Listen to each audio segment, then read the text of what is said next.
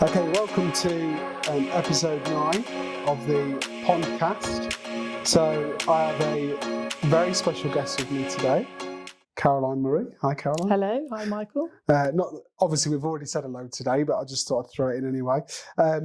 So we're normally doing it over in our offices. We've come out to see Caroline today. So we've done a project for you. So I don't think you can quite see it on the camera. It's actually in the background. In fact, we've just got the aftercare team here just finishing some bits off for us. But there's a really important topic I wanted to talk about on this. So we haven't got Davita with us today. So Davita normally hosts it for us. So you're gonna have to put up with my dulcet tones. But ultimately, this is a really important subject, and I wanted to go over it. So I just thought I'd just give a brief introduction to it. So when I got into swimming ponds, and this would probably be I heard about the idea maybe 15 years ago, something like that. And then it was probably 10 years ago that I started to get serious about it. The big thing for me was, yes, I want to do it, but I do want to do it safely. And we kind of, the whole marketplace was very close guarded secret, how they were built, how they were designed. And nobody wanted to share, for whatever reason, nobody wanted to share how they did them, which is fine. And my view was that I wanted to, if I'm not going to have a template, we're going to create our own, but I want to make sure that it's better, whatever we do. And a huge thing for me is I've got my own children. So I've got Alex, who's 16, I've got Megan, who's 13, and I've got my twin boys, who are both 4 years old, who are absolutely mental. And family is so important to me, and healthy and safety. And I just feel that as the company owner, I'm responsible. I'm responsible for other people's families, and we're building something where safety should be paramount. So there's lots of different ways to look at safety. One is electrical safety. That was a big thing when we first started. But as I've got more and more into it, I've kind of gone, okay, what about possible bacteria that can get into it? How can we treat that? And how can we make sure that we build a product which is better to deal with all them things? And the thing that I was probably most surprised about was how little information there was out there. So kind of I had to do a lot of that research for myself, and I wrote an article that went on our website. So it's titled on the website, Are Swimming Ponds Safe? And I wrote all this article, and I was like, this sounds right. It makes sense to me. The research I've done backs up what I'm saying. I'd spoke to people in the industry that have done it for a long while. I'd shared it with them, and they liked what I had to say. And at the time, we was building Caroline's Pond, and I came out to see the team on site. And I was just really excited about it at the time because it was kind of fresh and new. And then Caroline kind of said, I can't remember how you quite said it. You corrected me when I said Wales disease, Viles disease. Viles disease, correct me again. So, and then you explained you're a microbiologist. And I thought, that's quite cool. So then I went, can I send you this article that I've written, and could you have a look at it for me and see what you think? And what was really nice is you read it and you didn't actually give me a bunch of notes. So that was lovely. And then you said, well, you're not talking rubbish. It actually does make a lot of sense. So I thought, well, that's really cool. And I thought, even better than that, why don't I come here and ask you some questions? And for lots of multiple different reasons. One of them is, I think it's great for people that come onto our website, see the company, understand what we do, is that we take safety really importantly to a level where I'm not arrogant enough to think that I can just read something online and I understand it. I actually want to speak to professionals that really understand it. And so that's one aspect of it, so we could share that with other people. The second aspect of it is I want to learn more, and I want to be more informed so that our product can get better and that it's better for our clients. And also I think to help change the industry. And we're going to talk a little bit about the industry because we've both done quite a bit of research into this. And it's quite surprising how low on the agenda that it is. So that's just kind of my brief overall introduction. I've got a bunch of questions here. So first, I'm going to read out Caroline's bio. I'm going to do my best job at this. We'll see how well I do. I think some of the company names I'm going to have a go at, but you just have to correct me. Caroline is a biochemist and microbiologist by training, having completed her first degree at Queen Mary College, University of London. Since then, she has become a leading market specialist in pharmaceutical consultancy with over 25 years experience working in pharmaceutical and biotech with companies such as Novartis, close, BMS, yeah, do that one, and Sanofi, there we go, to name a few. She's had various clinical, medical, senior, commercial and executive board roles whilst working closely alongside the professional medical community. Caroline has delivered partnership programs, educational healthcare, marketing, communications success across a range of different medical specialist areas. Very good. It sounds very impressive.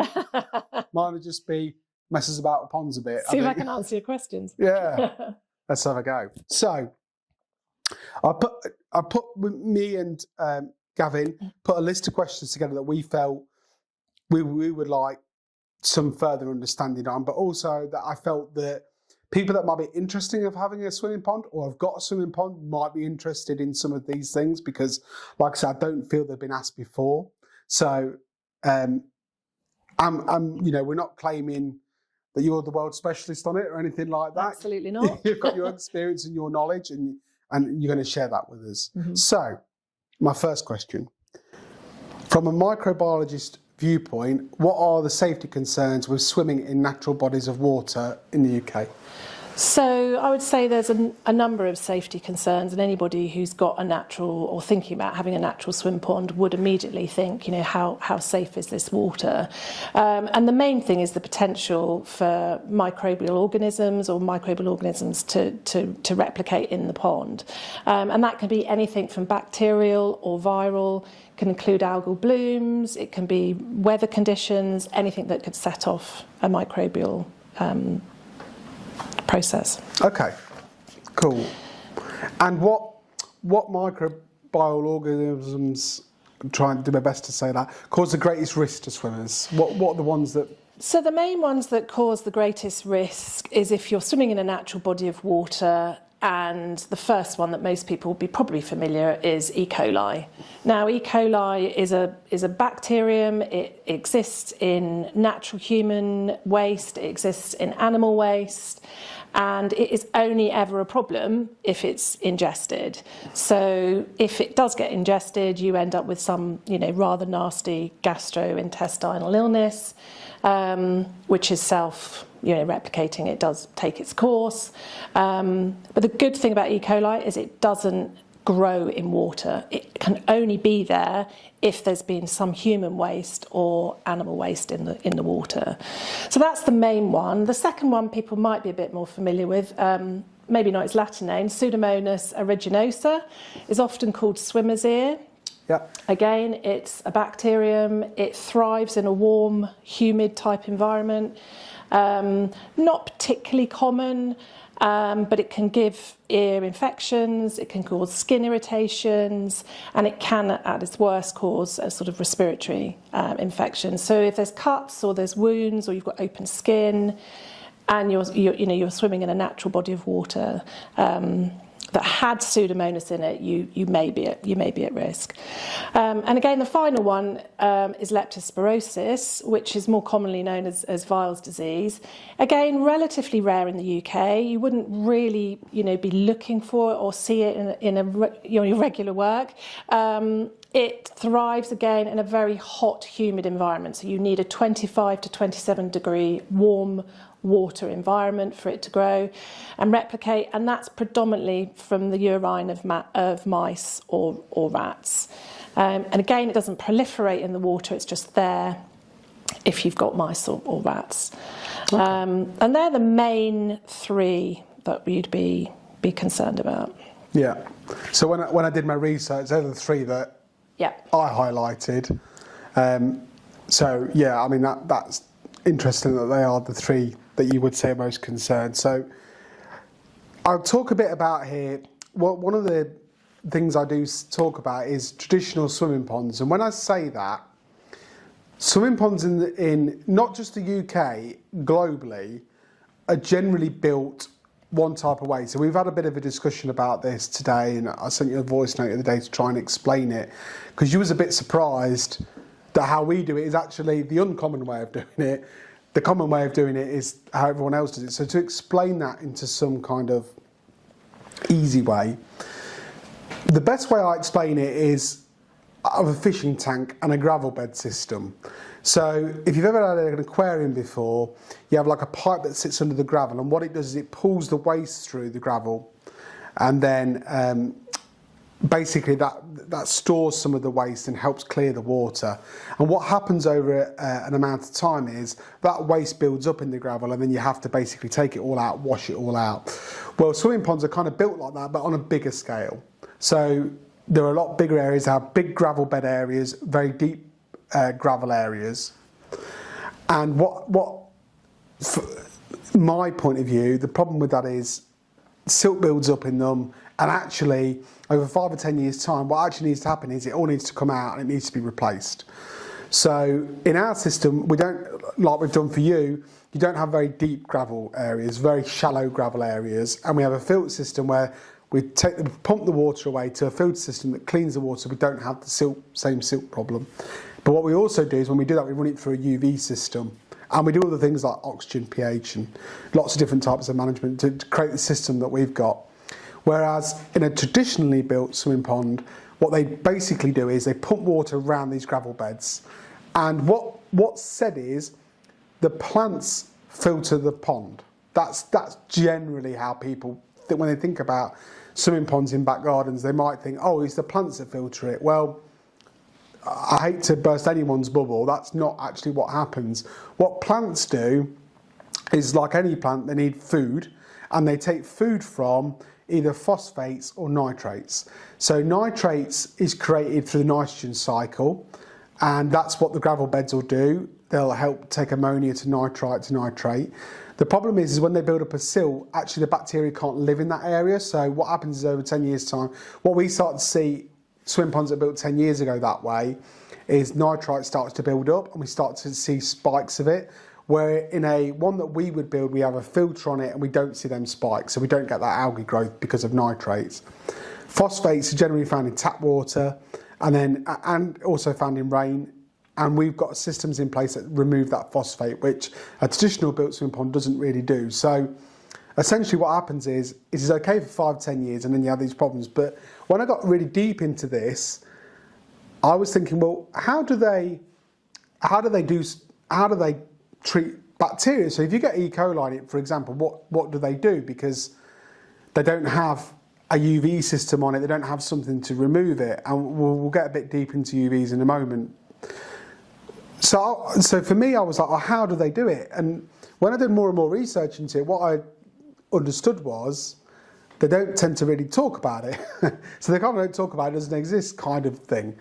And because our system has something for removing it, and I think because it is really important, that's why I've started to talk about it and put my head above the parapet to kind of discuss it. So now I've just kind of explained what a natural swimming pond is, because that's important. How does that mitigate the risk when you compare it to like a chemically treated, so like a swimming pool, but the things that everybody knows? Yeah. How do they deal with it in comparison? So I think what you're asking is how do you mitigate the microbiological risk in a natural swim pond versus a chemical? So the natural swim pond takes the whole natural process around filtration, biofiltration, and it mimics the natural ecosystem that exists in nature. And the difference, obviously, to a chemically treated pool is it's treated with chlorine, which wipes out absolutely everything, or it's treated with disinfectants, and they're the only real major ways that you can chemically treat a pool. So the difference with the natural swim pond is this creation of this, what I would call an ecological balance. You're mimicking nature, and what you're doing by maintaining that balance is you're suppressing any microbial growth of bad, what we call bad microbiological growth. And then in addition with the filter that you're talking about, the biofiltration, you've got both. You've got the aquatic plants that do their job. So whether they're submerged, whether they're floating, whether they're marginals, they will take in those nutrients around the nitrogen and the phosphorus. And you've also got the mechanical filtration that's there as well. So from my perspective, you're looking at a 99.9% sort of system as we go down the list of the things that you mentioned at the beginning. I mean, the obviously other one is the UV sterilisation, and that is what it is. It's UV sterilisation. The UV light in the lamps and the bulbs wipes out the DNA of any of those bacteria we've talked about at the beginning. So something like leptospirosis, it cannot survive with UVC bulb lights that you've got at the nanometer of band that you've got on those bulbs. So for me, that's a major sort of safety concern, sort of ruled out. And the other part that you mentioned is the oxygenation and the movement. So the movement of the pool is essential. So that's a key thing about providing oxygen, keeping the dissolved oxygen content high, and preventing any stagnation. So you've got a pool with no stagnation in there, so you've got no issue around anything else being able to grow. And then the monitoring and the maintenance side of it from the natural swim pond, it's a nice way to keep your pool clean. You're not constantly topping up with chemicals. You're not constantly having to think about using chemicals. So they're the main ways that a natural swim pond would mitigate that risk. Okay, I just got some follow-up questions from that because some of that is really interesting. One of the another company that install swimming ponds, and I have done for a very long time. I remember reading on their website, because I like to read what everyone's saying and like to learn, and they said, well, the problem with the UV is they don't put UVs in any of their systems, and they said the problem with the UV is it kills good bacteria and bad bacteria. Now I'm just going to explain my understanding of that, and then you can tell me if I'm right. In a filtration system, we have the UVs first, then we have the filter system. So the biological process that does the nitrogen cycle is done inside the filter, so it lives on the sponges, the bacteria does. You will have some live in the pond, but generally in our system it lives in the filter. So because it lives in that filter, the good bacteria stays in there. So actually the water goes through the UV, the bacteria lives in there, and that's always part of the system. So actually the UV isn't killing the good bacteria because it's actually living in the filter.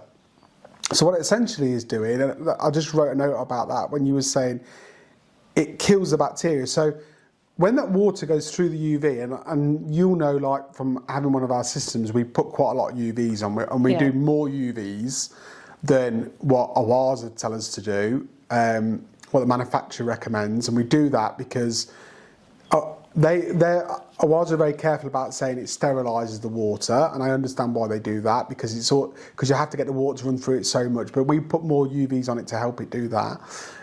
But essentially, if we take something like E.Coli, because people might understand that, if that bacteria in the water goes through that UV, the UV would just obliterate that then. Yeah, so it kills the DNA of the bacteria.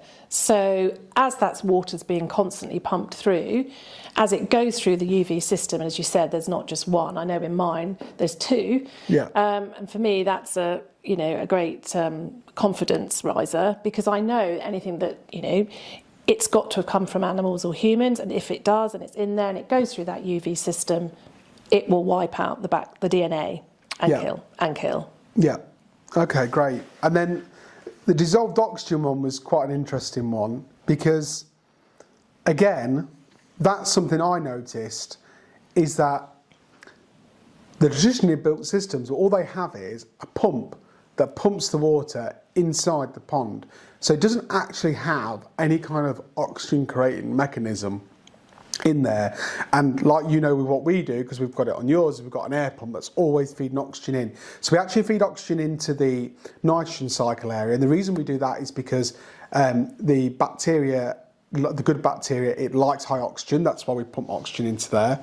And then we also put it in the pond, to stop dead spots, to keep the movement, but also to keep the dissolved oxygen up to a level. And what you're saying is, from your point of view, that's actually really important to... Really important, really important. I mean, the dissolved oxygen is one of the major parts of the whole package that you've put together. You can't, it's almost like you didn't just want the biofiltration, you don't just want the UVs, you don't just want the oxygen, you want the combination of all three to give you your maximum confidence.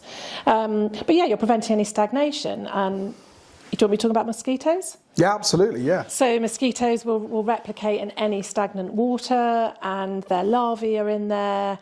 And by keeping that oxygenation going and keeping that movement going all the time, that stops any mosquitoes and anything else. And then the good side of this is, if you're encouraging your ecosystem, you will want frogs, and you will want them in for a couple of months of the year. They eat up any of the larvae or any of the mosquitoes as well. So you've got that constant natural balance going, ecological balance that we talked about earlier. I mean, this is really sad, but I get really excited about all this because, you know... Should have been a microbiologist. Oh, it's just, you know, like when people have asked you about mosquitoes before, and we haven't discussed this at any point between us, and every time I get asked about mosquitoes, I say, well, they like stagnant water, so what we have to do is make sure that there's always water movement. But the key thing about water movement is you don't always see water movement, but it has to be water movement under the surface. And so we don't have pockets of areas where the water's stagnant. But to hear you say that is really exciting, because I'm like, you know, all them people I've said that to, that is a fact. That is how you prevent it. It is. And of all the jobs we've installed, we have never had a problem with mosquitoes. So that is something that I know that for a fact we haven't. And the other thing we do get asked about is about the mice and the rats. And we sometimes get it on our social media feed. Someone will put something on, and we've got a link to our website we send every time we put it on, about the risk of that happening. But actually, and what you said was really interesting earlier about the water temperature having to be between 25 and 27, because the water does get that warm, and we only installed yours this winter, so you've not experienced it yet, but it will get up to like 28 degrees. I've been in them at 28 degrees. But actually doesn't stay there that long, and actually generally above 20 is most of the year. So it's actually a very short window anyway of when it would be that warm. And the other thing is, I say to people is just not having food around, and if there's nothing around there for them, then there's no reason for them to be hanging around near the pond anyway. Yeah. You know. And also you've got the gravel and the aquatics and all of that around the edge is actually what we call is a nutrient barrier. It's actually part of preventing any runoff coming from any soils, or generally a substrate that mice and rats don't particularly want to be on. So they're very exposed, you know, they like to hide. So the fact you've got that barrier, and obviously with ours you've got solid paving, it's a barrier to them wanting to get in anyway. Yeah, and then what we do when we build them in, we dig them and just put them in the grass, if you like. We put an edging that goes around it all, and that just lifts it above the grass. The grass just kind of sits on the edge of it, and the reason we do that is to stop anything getting into the pond, so anything travelling into there. So again, like even something like E. coli, I believe, can travel in water and mains soils and soils. Yeah. So just stopping that getting into the pond to start with actually helps quite a bit. Yeah. So yeah, like I went to a training the other day, and they talked about pH and about stabilising pH, and I was there with a lot of other pond contractors, and I think I was the only one who wrote it down, because I just thought, what a brilliant bit of information. And it's that plants can only take phosphate from the water if the pH is stabilised. So the pH goes up and down throughout the day, which it can do, which is to do with GH and KH, which is about carbonate hardness. Then actually the plants can't take phosphate from the water. And there's an easy way to solve that, and that's a treatment that we put in now, and every project we do, and that stabilises the water so it keeps the pH where it should be, and that's by buffering the GH and KH. And again, like I know that throughout this we're making this all sound really complicated, but the reality is that we've done all the complicated bit, so you don't have to worry about it. That's basically what we're saying. And I didn't say this earlier, and I just thought I'll throw this in now. if we've scared anybody off at this point, don't be scared of. It's important to understand that with whatever you do in life, there's a risk. There's a risk to. I think we're going to talk about swimming pools now, but there's a risk to swimming pools, right? Even E.Coli and all these things, they can still be a risk in the swimming pool, can't they? Yeah. Absolutely. Obviously, chemical treatment, you're just talking about two different systems, and this is a relatively new way of monitoring the system. And I think, we talked about having both. So the natural swim pond has the biological filtration side, but it has the mechanical side. So you talked about the phosphate. It has a piece of kit in there that helps with the phosphate levels. So predominantly, less algal blooms, less of that whole system taking over. So you've got both. You've got a mechanical system and a biological system. Yeah. And a lot of this comes through painful learning, I always say. So one of the first ever swim ponds we ever built, we had a high phosphate level in it, and it's the first time I'd ever experienced it. And we had it, so I remember a while saying to me the highest I'd ever seen was 5, I think it's 5 parts per million. And the level we picked up in theirs was 10, the double anything else I'd ever seen. We installed the project, the surface went green straight away. Now, looking back on it now, I understand 2 things. One of them was we didn't have enough UV on it. We didn't have enough air pump on it. And because of that, that's why it happened.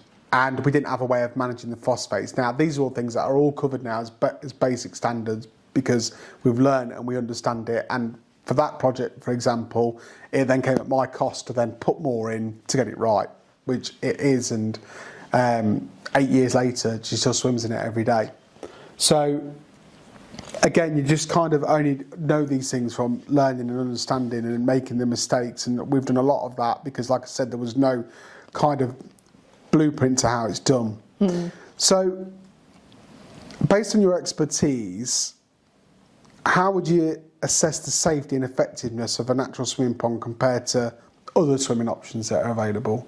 Well, I think the number one thing has to be the water quality. I think the overruling thing about all of this, whether it's chemically treated or whether it's a natural swim pond, is the water quality, making sure that the balance and the pH and all the things we've talked about, that water quality is as good as it possibly can be. And that's even if you need to get it tested, you're swimming in safe water.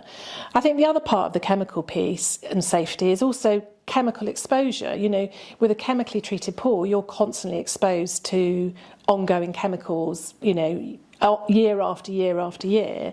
You don't have that with a natural swim pond. It's much more eco-friendly, it's much more sustainable long term.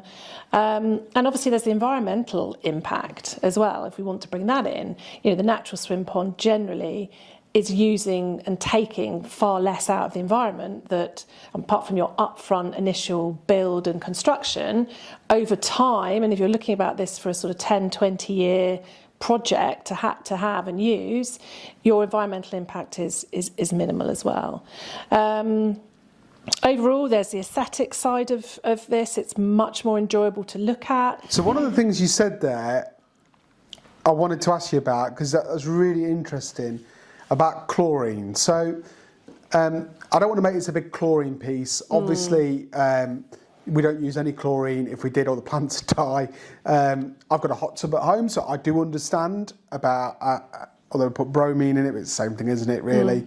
So I do understand some aspects of it. We have built a swimming pool before, we used chlorine, so I do understand chlorine. But is there actually a long-term impact of, if you had a swimming pool and you had chlorine in it, you swam in it every day, is there a long-term impact? Well, there's been a lot of data about this. Does it if you've got asthma, does having chlorine in a pool make your asthma? Yes, there's plenty of documented cases of that. Does it cause other respiratory? Can do, if you've got a propensity to experience that. Over time, I think the jury's out probably on that one, and I'm not an expert in that area on the effects of chlorine. But personally, if somebody said to you, you've got the choice, we had the choice, and we chose not to have a chlorine pool for all those reasons that we talked about. the aesthetics, the fact that I can look out and I'm still looking at a lake instead of a blue cover, the natural side of it, the plant life, the insects, the wildlife, the aquatic side of things, and actually the long-term cost. I said, you're obviously talking about the upfront cost to do this, maybe bigger, but the long-term cost and the long-term impact. Long-term cost is your maintenance, which is minimal from what I'm seeing. Maybe early days, but from what I'm seeing at the moment, that equipment's really easy to look after. Yep. It's not highly technical. Nope. It's not difficult, and you're not throwing chemicals into a pond every single day. Nope. And you don't have to worry if you're away. It's basically taking care of itself. Yeah. With a bit of maintenance and regular, concern every 2 or 3 months, and it becomes part of your garden. Yeah. And that's a nice way of looking at it. It is part of your garden, and you're just doing maintenance in your garden that you would normally be doing. Yeah. Okay, so what are your views on the regulations regarding safe swimming ponds?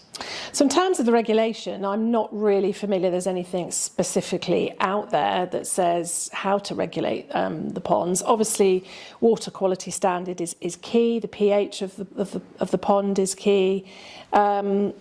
You're monitoring and testing it on a regular basis yourself, or you can ask to have that done for you. And you make sure that the design and the construction, you choose a good company in terms of the build and the construction of it. But they're the main things. There isn't really anything that I'm aware of in terms of specific regulation of water quality out there. Yeah, I think that's the problem. There isn't anything. Yeah.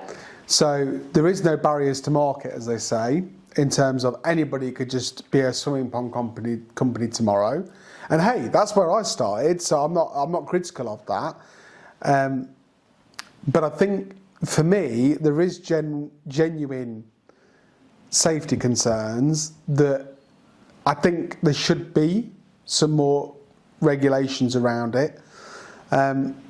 Electrical safety wise, so everything we do inside the pond is all 12 volt. So, and the way I explain it is, if you damage the wire while you're in there, it wouldn't hurt you, basically. Now I have been, and there's some videos on my website of me going to swimming ponds that have been built within the last 5 years, where I would say electrically very unsafe. In fact, I was really surprised about how unsafe it was. And on that project, we got them to get that changed before we retrofitted our system onto it.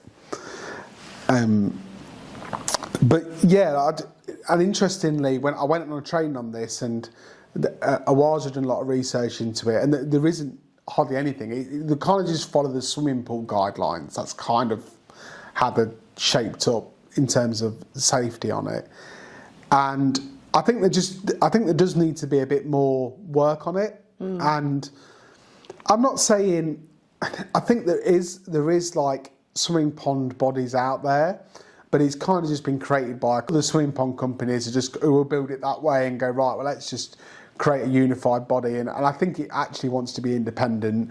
I don't think I could just create one if I wanted to, but I don't want to do that. I think it needs to be an independent body that actually look at the proper science to it, like we've tried to do, and then create a system. And to me, there's so many different fundamentals of things that have to be right to get that complete balance and to manage that balance. And I don't think it can just be created by having a pump and lots of plants in it. Yeah. And to me, that's what everyone does, and I don't think that's safe. And I know for a fact that I've been to one of them ponds, and they got a water test done, and they found E.Coli in it. So I'm not saying you wouldn't find E.Coli on one of our systems, because of course it can get in any way, but eventually the UV will remove it. But this is something that have any UV on it, anything. So that could have been in there for ages. It could have been there a long while, couldn't it? So, that's just my understanding of it. In terms of preventative measures, what can people do to help prevent catching, any organisms from natural swimming? I think the main one, really, if you can, is avoid swallowing the water. That's the main one. Obviously, it's not easy to do that, but if you were concerned, you would avoid, swallowing the water. I think the main thing is you're showering, maybe before you go in, before you come out, when you come out. Any cuts or grazes or anything, you would have them covered up anyway. But they're not major issues, I wouldn't say, that you have to really think about. I think generally it's just practicing good hygiene. As you said, don't have food too close by, just practicing good hygiene overall. Yeah, so my daughter Megan, who's 13, when we went to Spain last year, and she got swimmer's ear, she got infection in her ear from a chlorine swimming pool. Yeah. And actually, she was so bad with it, we couldn't fly. She couldn't fly. So Gemma, my wife, had to stay with her for an extra week until the infection went down, because they don't actually recommend flying if it's No, not at all. No. badly infected because of the pressure, isn't it?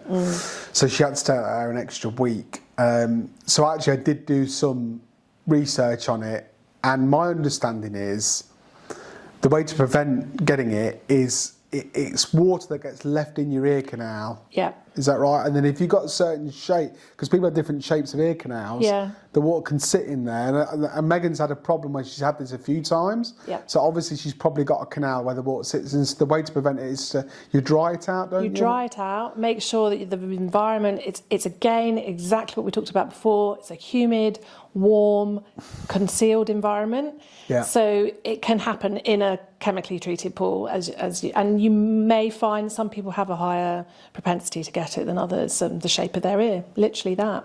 Yeah. But it's holding on to that water. So one of the major ways, make sure you're drying, you're cleaning off and getting yourself nice and dry. Okay. So, I mean, this is quite an open-ended question, but in terms of, you've got one of our projects built, you understand that all the different things that we try to do to the water and control that. If you was to compare that to a swimming pool, would you say, well, I'd still say a swimming pool's a lot safer to go in, or would you say it's about the same, or what would your opinion be on that? I would say, overall, I would say they're the same. I've swum in swimming pools, and I've got children who've had ear infections from swimming in swimming pools, with chemically treated pools. I've got children that are swimming in natural swim ponds who've swum in natural swim ponds in other countries and not had any problems. One of the major reasons we decided to do this was because we'd had quite a bit of experience of swimming in natural water, natural open bodies of water in different countries, open water swimming in the UK, and it's very much replicating that system.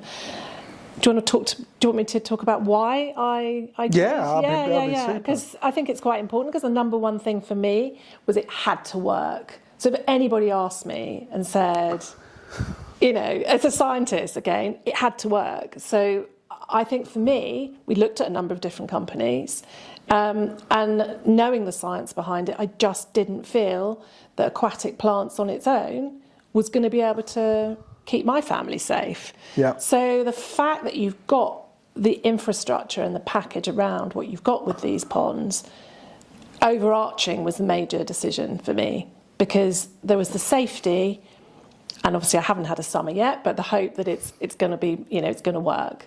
Yeah. And I think they were the main two things, really. And you went to one of our open days, didn't you? And you went to one of your open days. To Alison's, and you've seen her pond, and that was in the summer, wasn't it? So, yeah. Had a chance to see it working, and you know there's going to be maintenance. Yes, there's going to be bits you're going to have to take out. There's a bit of debris, but the system that's in place mechanically helps you deal with that as well. And it's a unique, whatever people say about the health benefits of swimming, this goes over and above that, I think, because of the quality of the water. Yeah. So different to swimming in chemically treated water. It is literally like swimming in silk. You go in, you come out. You're not thinking about, I've got to get chlorine off my skin, or my skin's dry, or because we have been in. Yeah.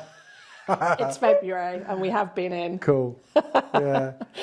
Yeah, and I suppose even compared to wild water swimming in lakes and stuff, because I was thinking, what's a better word than icky? But even swimming in some lakes isn't great, is it?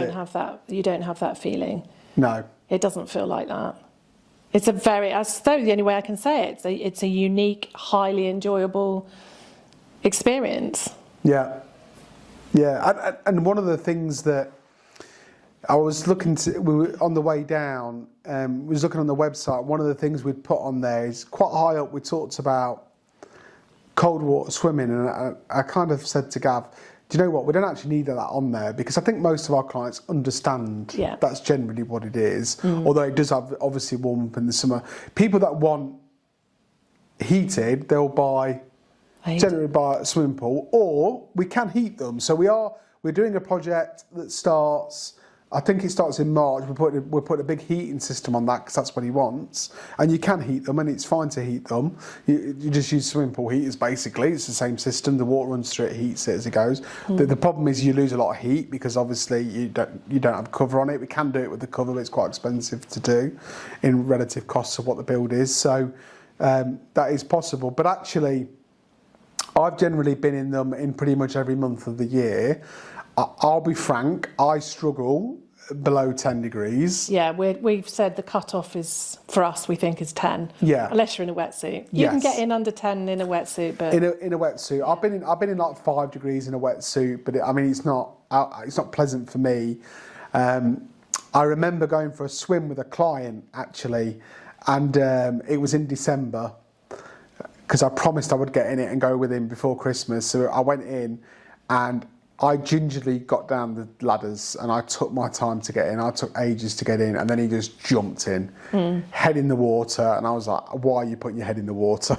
I just couldn't believe it. But some people, they would literally swim in the shorts and whatever, and they'll do it all. I had a lady that, the swim pond I was talking about earlier, actually, that we had that issue with early on.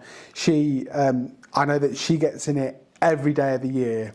And even in the winter, she'll have a woolly hat on. Amazing. In a bikini, and she'll swim in it. I just don't know how people do it, but, you know, it's just awesome that they do.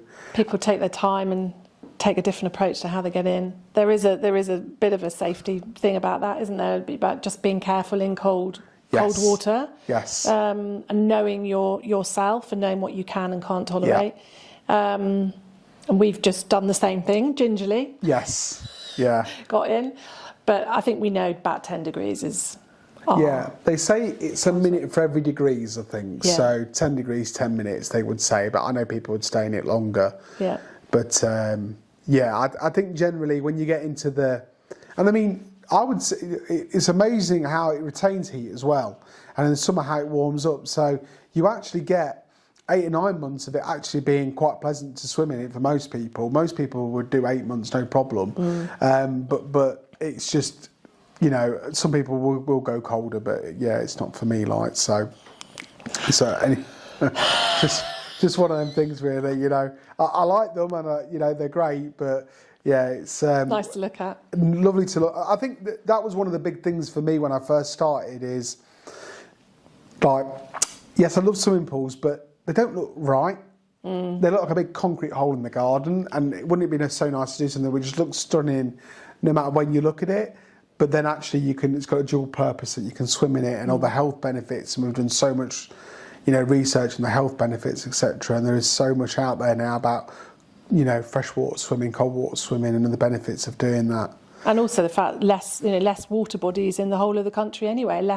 I know we talk about, you know, there's a lot of environmental flooding, but overall there's less water bodies, and things like ponds, you know, the ecological benefit of having something like that, as opposed to a blue pool. You know, it's a very, I think as my family, so it's a very unselfish approach to wanting to be able to swim in your own property, because you're still keeping something.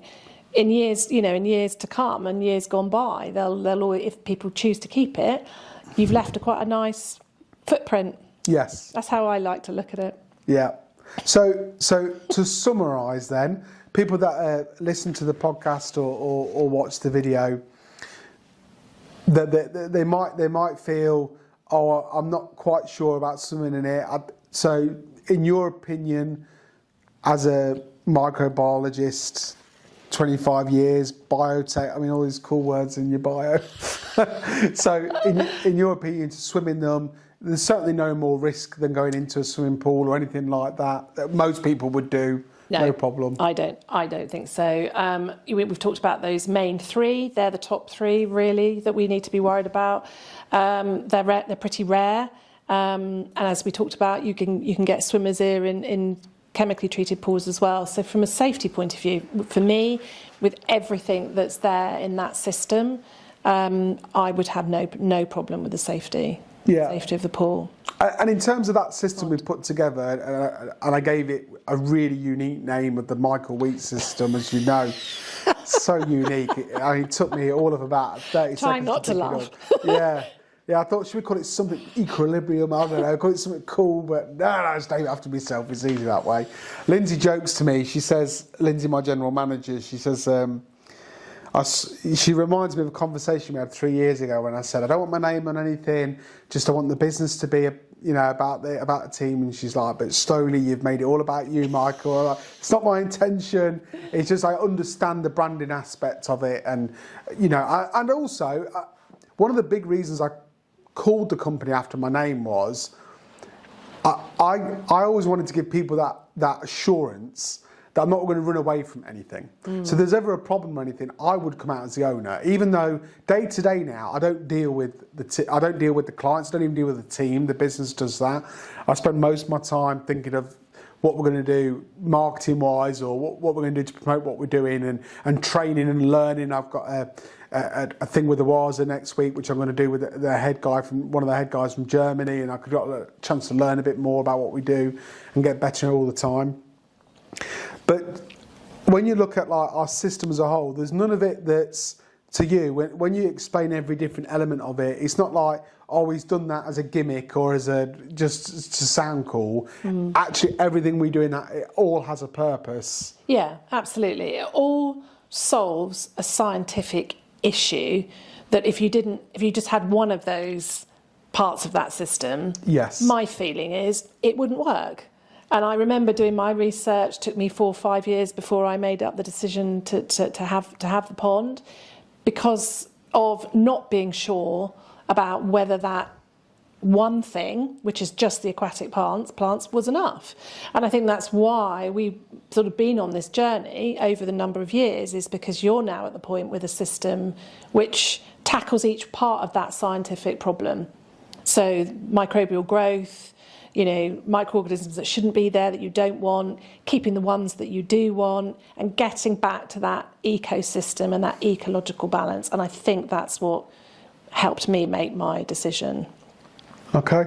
That system was the way to go. Yeah, there you go. That Michael Wheat system. I'm going to start laughing. Yeah. Well, I could have called it the Caroline Murray system, but it would have been a bit odd, wouldn't it? It's not got quite the same ring to it. Okay, that's fun. There we go. Thank you so much. Really enjoyed that, and I'm sure people will get loads of better.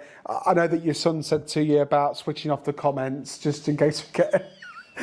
Switch off the dislikes. It'll be fine. Really enjoyable. It's only just giving people good information, and hopefully improves the standard of the industry. And that's another thing I would like to see happen. It's not just about making us better, but if we make everyone better, then it's worth doing. Yeah. Thank you very much. Thank you very much. Cheers. Cheers.